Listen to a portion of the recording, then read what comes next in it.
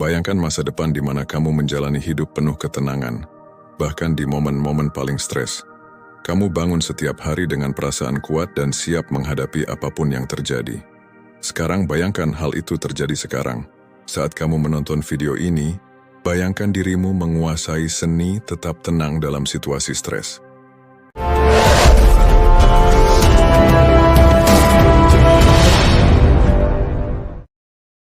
Terima kasih sudah memilih video ini. Dari sekian banyak pilihan di luar sana, kami merasa terhormat kamu bersama kami. Saat kita mulai, aku mengajakmu untuk membuat komitmen kecil untuk dirimu sendiri. Tetaplah fokus dan hadir selama penjelajahan ini. Ingat, kamu bukan hanya penonton biasa, kamu membawa sesuatu yang unik dalam pengalaman ini. Mari kita manfaatkan waktu kita bersama dengan sebaik-baiknya, tetap waspada dan terbuka terhadap apa yang akan datang. Mari kita mulai. 1. Kembangkan kesadaran diri. Pernahkah kamu berhenti untuk mendengarkan pikiranmu sendiri? Benar-benar mendengarkan? Menariknya, selalu ada percakapan yang terjadi di dalam kepalamu. Terkadang percakapan ini tenang, namun terkadang seperti angin puting beliung. Percakapan ini membentuk emosimu, keputusanmu, dan akhirnya hidupmu. Kesadaran diri adalah tentang mendengarkan percakapan ini, memahami mengapa kamu merasakan dan memikirkan sesuatu. Pemahaman ini adalah hal yang sangat penting. Bayangkan dirimu sebagai dua orang. Satu adalah pemikir, yang marah, kesal, atau bersemangat. Yang lain adalah pengamat, yang melihat segalanya tanpa penilaian. Pengamat ini adalah stoik dalam dirimu. Saat kamu berada dalam situasi sulit, beralihlah menjadi pengamat. Perhatikan reaksimu tanpa terbawa oleh mereka. Ini bukan tentang menekan emosi, melainkan memahami mereka tanpa dikendalikan oleh mereka. Setiap kali kamu merasakan emosi yang kuat, ambil waktu sejenak dan tanyakan, mengapa aku merasa seperti ini? Memahami akar penyebabnya sangat penting. Pemikiran ini membantu kamu merespon, bukan hanya bereaksi. Seperti yang dikatakan oleh Marcus Aurelius, kamu punya kekuatan atas pikiranmu, bukan atas kejadian di luar sana. Sadari ini, dan kamu akan menemukan kekuatan. Filsafat ini bukan tentang mengabaikan emosimu, tapi tidak membiarkan mereka merusak ketenanganmu. Mulailah dengan gangguan kecil sehari-hari, seperti koneksi internet yang lambat atau antrian panjang di kedai kopi. Amati rasa kesalmu, pahami, lalu lepaskan. Secara bertahap, kamu akan membangun kekuatan untuk menerapkan ini pada tantangan yang lebih besar. Ingat, kesadaran diri seperti otot. Semakin sering kamu melatihnya, semakin kuat pula ia. 2. Bangun ketahanan melalui kesulitan. Hidup itu seperti permainan dodgeball yang tidak bisa diprediksi. Kadang kamu menangkap bola, kadang kamu kena tepat di wajah. Bayangkan tumpahan kopi pagimu, atau tiba-tiba kehujanan. Menyebalkan, kan? Tapi bagaimana dengan masalah yang lebih besar? Kehilangan pekerjaan, putus cinta, atau gagal dalam sesuatu yang kamu perjuangkan habis-habisan. Di saat-saat seperti ini, wajar untuk merasa terpuruk. Tapi bagaimana jika kita mengubah cara pandang? Bagaimana jika kita melihat tantangan ini bukan sebagai lelucon nasib yang kejam, melainkan sebagai pelatih pribadi yang membentuk kekuatan batin kita? Ketahanan bukan tentang menghindari pukulan hidup, melainkan belajar bagaimana menghadapinya. Setiap rintangan yang kamu lewati adalah latihan bagi otot ketahananmu. Ini bukan tentang berpura-pura kuat atau menolak rasa sakit, tapi menghadapi masalahmu dan berkata, kamu tidak akan mengalahkanku. Setiap tantangan, tak peduli seberapa pahit, mengandung pelajaran tersembunyi. Misalnya, jika kamu ditolak untuk pekerjaan, mungkin ini pelajaran tentang ketekunan atau penunjuk jalan ke karier yang lebih cocok denganmu.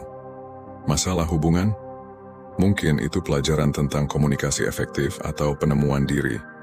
Triknya adalah beralih dari, mengapa ini terjadi padaku, ke, apa yang bisa kupelajari dari ini. Cara berpikir ini tidak hanya membangun ketahanan, tapi juga kebijaksanaan. Seperti yang dikatakan Seneca, kesulitan memperkuat pikiran seperti kerja keras memperkuat tubuh. Mulailah dengan merenungkan bekas luka pertempuranmu sendiri. Bagaimana kamu berhasil melewati masa-masa sulit? Kekuatan batin apa yang kamu temukan? Persenjatai dirimu dengan wawasan ini untuk menghadapi tantangan berikutnya. Ketika tantangan baru datang, ingatlah kemenangan-kemenanganmu. Ini bukan sekadar kata-kata penyemangat. Ini adalah catatan keberhasilanmu dalam menghadapi tantangan. Ingat, ketahanan bukanlah hak bawaan lahir, tetapi keahlian yang diasah melalui kesulitan. Dengan menguasai kesadaran diri dan ketahanan, kamu tidak hanya menghadapi badai kehidupan tapi belajar menavigasinya dengan keanggunan. Ini bukan sekadar teori mewah, melainkan taktik praktis yang bisa kamu mulai gunakan hari ini. Dengan melakukannya, kamu akan berkembang menjadi seseorang yang tidak hanya tetap tenang di tengah krisis, tetapi juga menjadi versi dirimu yang lebih bijaksana dan lebih kuat, siap menghadapi apapun yang akan datang. 3. Memanfaatkan kekuatan perspektif. Hidup seringkali terasa seperti roller coaster, kan? Satu saat kamu di atas, berikutnya kamu di bawah. Di tengah kekacauan ini, mudah sekali terjebak.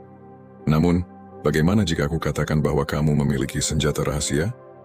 Senjata itu adalah cara pandangmu. Bagaimana kamu melihat apa yang terjadi di sekitarmu dapat mengubah seluruh pengalamanmu. Ingat, bukan apa yang terjadi padamu yang penting, tetapi bagaimana kamu bereaksi terhadapnya. Inilah inti dari stoikisme. Bayangkan, pikiranmu seperti cermin yang memantulkan segala hal, baik, buruk, atau jelek, tanpa harus bereaksi. Cermin hanya menunjukkan apa yang ada di depannya. Begitu juga kamu bisa menjadi seperti cermin.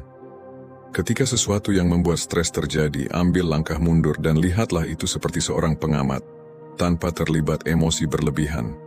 Detachment ini bukan berarti kamu tidak peduli, melainkan tentang menjaga ketenangan di tengah badai. Setiap hari, kamu dihadapkan pada pilihan, bagaimana merespons komentar kasar, menghadapi macet, atau menyelesaikan masalah di tempat kerja. Momen-momen ini adalah kesempatanmu untuk mempraktikkan stoikisme. Kamu tidak bisa mengendalikan apa yang orang lain lakukan atau apa yang dilemparkan kehidupan padamu, tapi kamu bisa mengendalikan reaksimu.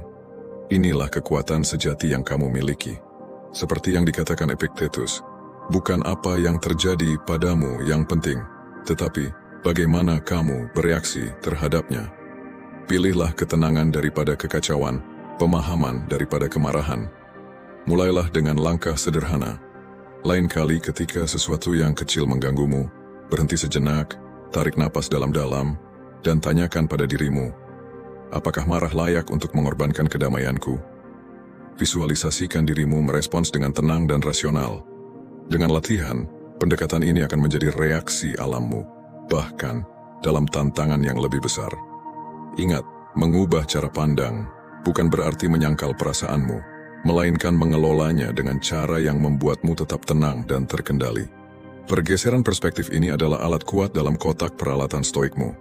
Gunakan dengan bijak, dan lihatlah bagaimana duniamu berubah. Bukan karena dunia itu sendiri yang berubah, tapi karena kamu yang berubah. 4. Latih rasa syukur setiap hari. Mari bicara tentang rasa syukur. Melatih rasa syukur bukanlah tentang berpura-pura bahagia di setiap masalah, melainkan tentang menemukan hal-hal kecil yang berjalan dengan baik, bahkan ketika dunia terasa kacau. Pikirkanlah ini. Kamu terlambat, dan bus yang kamu tunggu baru saja berlalu. Ya, itu memang menjengkelkan. Tapi lihatlah dari sisi lain. Kamu sekarang punya beberapa menit tak terduga untuk menikmati langit terbuka. Tarik napas dalam-dalam dan nikmatilah momen itu. Atau mungkin kamu tidak sengaja menodai baju kesayanganmu. Itu memang menyebalkan, tapi siapa tahu. Mungkin ini kesempatan untuk mengeluarkan baju yang lama tak terpakai dari lemari, dan ternyata itu bisa jadi favorit barumu. Triknya adalah, mulailah atau akhiri harimu dengan menemukan 3 hal kecil yang membuatmu bahagia.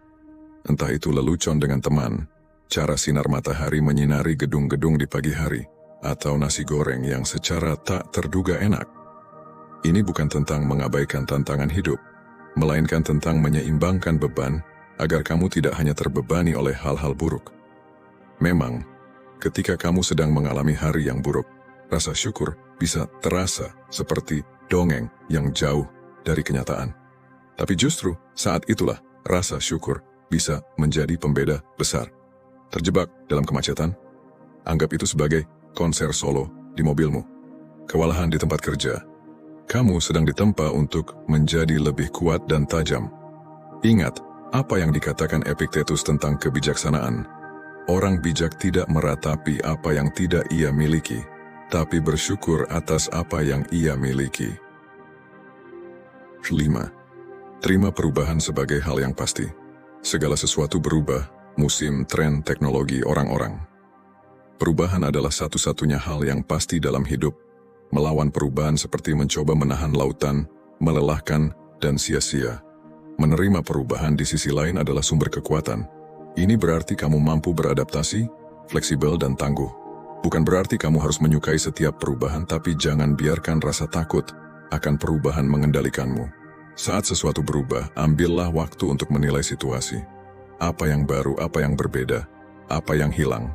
Kemudian tanyakan pada dirimu bagaimana kamu bisa beradaptasi. Mungkin ini saatnya mempelajari keterampilan baru untuk menghadapi perubahan pekerjaan, atau menemukan cara-cara baru untuk tetap terhubung dalam hubungan jarak jauh. Adaptasi adalah kekuatan supermu di tengah perubahan ini. Penting untuk disadari bahwa meskipun segala sesuatu di sekitarmu berubah, kamu dapat menemukan kestabilan dalam dirimu sendiri. Nilai-nilai inti, tujuan, dan hasratmu adalah jangkar yang bisa menuntunmu dalam lautan perubahan. Ketika segala hal di sekitarmu berubah, kembalilah pada hal-hal yang tetap ini. Mereka akan menjadi panduanmu. Ingat, kamu tidak bisa meramalkan masa depan, tapi kamu bisa mempersiapkannya. Teruslah belajar, teruslah berkembang, teruslah menantang dirimu sendiri. Semakin kamu melakukan ini, semakin siap kamu menghadapi perubahan yang akan datang. 6. Kembangkan belas kasih untuk diri sendiri dan orang lain. Belas kasih adalah tentang pengertian dan kebaikan. Ini berarti memahami bahwa setiap orang, termasuk dirimu sendiri, sedang melakukan yang terbaik dengan apa yang mereka miliki. Mudah untuk bersikap keras pada dirimu atau orang lain saat terjadi kesalahan, tapi bagaimana jika, sebagai gantinya, kamu memberikan pengertian? Bagaimana jika kamu memperlakukan dirimu dan orang lain dengan kebaikan yang sama seperti yang akan kamu berikan pada seorang teman baik? Bersikap baik pada dirimu sendiri saat kamu membuat kesalahan bukanlah tanda kelemahan, melainkan tanda pengertian. Daripada memarahi dirimu sendiri, tanyakanlah, apa yang bisa aku pelajari dari ini? Perlakukan dirimu dengan belas kasih yang sama seperti yang akan kamu berikan pada orang yang kamu pedulikan. Ingat, bersikap baik pada dirimu sendiri bukanlah tindakan egois, melainkan perlu. Kamu tidak bisa memberi kepada orang lain dari cangkir yang kosong. Ingat juga, setiap orang yang kamu temui sedang berjuang dengan tantangan yang mungkin tidak kamu ketahui. Ingatlah ini saat berinteraksi dengan orang lain. Kasir yang tampak kasar mungkin sedang menghadapi hari yang berat. Teman yang membatalkan rencana mendadak mungkin merasa kewalahan. Hadapi situasi ini dengan pengertian dan kebaikan. Seperti yang dikatakan Marcus Aurelius, bersikap toleran pada orang lain dan keras pada dirimu sendiri. 7. Kembangkan momen mindful. Pernahkah kamu sadar betapa seringnya pikiranmu ada di tempat lain? Kamu mungkin sedang bekerja, tapi pikiranmu melayang ke akhir pekan. Atau kamu sedang bersama keluarga, tapi pikiranmu ada di pekerjaan. Ini adalah tantangan umum. Berada di saat ini, benar-benar hadir adalah cara yang kuat untuk mengurangi stres dan hidup lebih stoik. Mulailah dengan indera yang kamu miliki. Apa yang kamu lihat, dengar, cium, rasakan, dan cicipi saat ini. Keterlibatan dengan indera-indera ini membawa kamu kembali ke saat ini. Cobalah saat kamu makan, berjalan, atau bahkan dalam percakapan. Benar-benar tenggelam dalam pengalaman tersebut. Ketika kamu benar-benar hadir, kekhawatiran dan stres menghilang. Kamu tidak lagi khawatir tentang besok atau menyesali hari kemarin. Kamu hanya ada di sini, di momen ini. Fokus ini membawa kejernihan dan ketenangan. Ini memungkinkanmu menangani situasi dengan kepala dingin dan pikiran yang jernih. Seperti yang dikatakan oleh Seneca, kebahagiaan sejati adalah menikmati saat ini tanpa ketergantungan cemas pada masa depan. 8. Cari pertumbuhan bukan kesempurnaan. Kesempurnaan adalah jebakan. Ini adalah standar yang mustahil dan hanya membawa stres dan kekecewaan. Sebaliknya, fokuslah pada pertumbuhan, belajar, berkembang, dan terus maju. Ini bukan berarti kamu tidak berusaha untuk melakukan yang terbaik, tetapi kamu melakukannya dengan pemahaman bahwa kesempurnaan bukan tujuannya. Kemajuanlah yang lebih penting. Lihatlah setiap hari sebagai peluang untuk bertumbuh. Mungkin itu mencoba cara baru untuk menyelesaikan masalah di tempat kerja atau belajar memasak hidangan baru.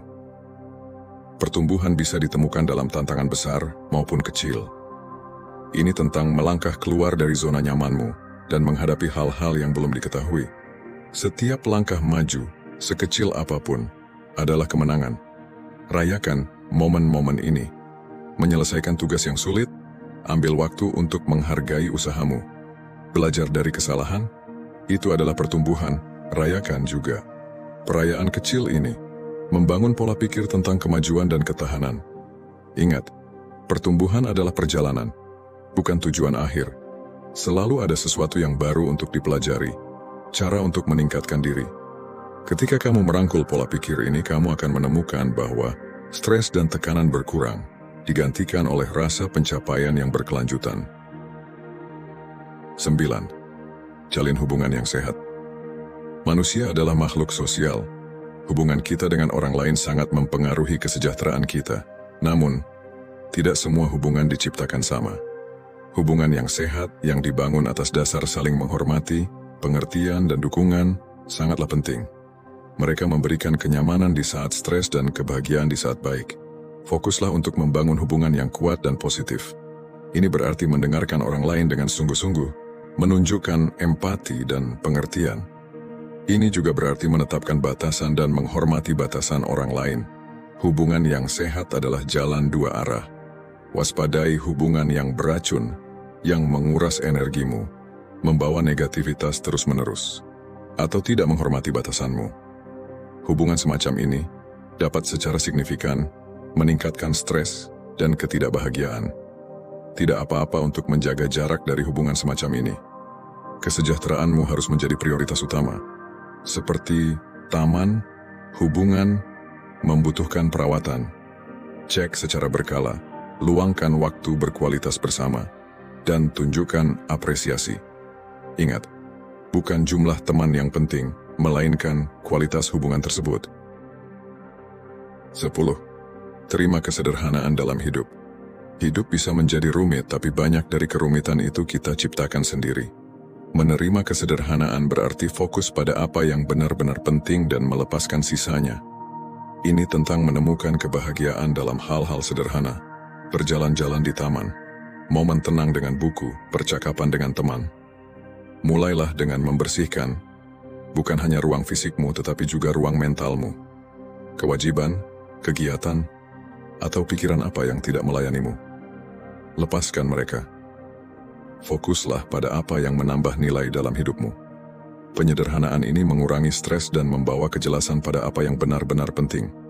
Rutinitas yang sederhana dan konsisten bisa membawa rasa kedamaian dan stabilitas. Tidak perlu kaku, tapi memiliki struktur umum untuk hari-harimu bisa membantu menjaga stres tetap rendah. Ini memastikan hal-hal penting, pekerjaan, istirahat, hubungan, mendapatkan perhatian yang layak. Kesederhanaan adalah tentang menemukan kepuasan dalam saat ini. Ini adalah pengakuan bahwa kamu tidak perlu lebih banyak untuk bahagia. Kamu hanya perlu menghargai apa yang kamu miliki. Ini bukan berarti kamu berhenti berusaha untuk lebih, tetapi melakukannya dari tempat yang penuh kepuasan, bukan kekurangan. Ketika kamu merangkul kesederhanaan, kamu akan menemukan bahwa hidup menjadi lebih damai, lebih bahagia, dan secara mengejutkan lebih memuaskan. Sebagai kesimpulan, merangkul stoikisme dapat memberikan panduan berharga untuk menghadapi momen-momen menantang dalam hidupmu. Dengan menerapkan prinsip-prinsip stoik seperti kesederhanaan, kemandirian, dan mindfulness, kamu dapat membangun rasa tenang, kebijaksanaan, dan kebajikan di tengah stres dan kesulitan. Ingat, ini mungkin membutuhkan waktu dan usaha, tapi stoikisme bukan tentang kesempurnaan. Ini tentang kemajuan terus-menerus menuju kehidupan yang lebih tenang dan memuaskan. Jadi, mengapa tidak mulai hari ini dan bekerja untuk menguasai seni stoikisme dalam situasi stres? Terima kasih telah menonton. Jangan lupa untuk menyukai video ini dan subscribe channel ini jika konten ini bermanfaat bagi hidupmu. Aku akan tinggalkan 2 video di sini yang mungkin kamu tertarik untuk menonton juga. Sampai jumpa lagi. Tetaplah menjadi stoik.